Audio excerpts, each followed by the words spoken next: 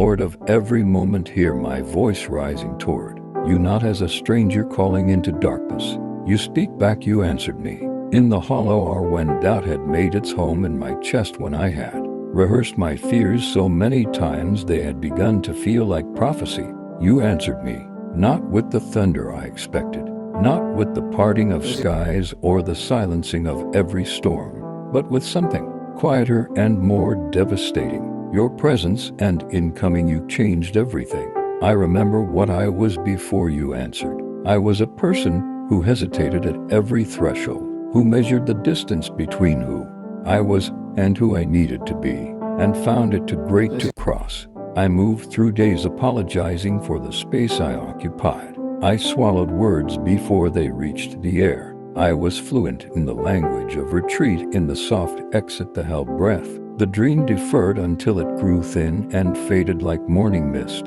Fear had taught me its grammar well, and I had become its most faithful student. But then you answered me. You reached into the architecture of my anxiety and rearranged what I believed was permanent. You took the very ground that trembled beneath me and made it solid, not by removing the difficulty, but by accompanying me into it. You did not call me brave and then leave me to manufacture courage from nothing. You became my courage. You did not tell me the path was clear when it was not.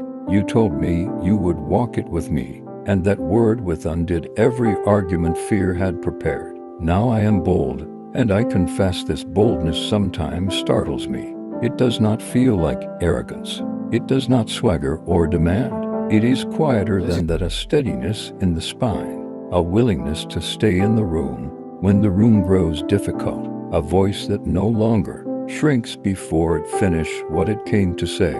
This boldness is not mine. I know this because I have tried to manufacture it on my own, and what I produced was only performance, a brittle confidence that shattered at the first real test. But the boldness you gave me has endured the tests. It has walked into hard conversations and not fled.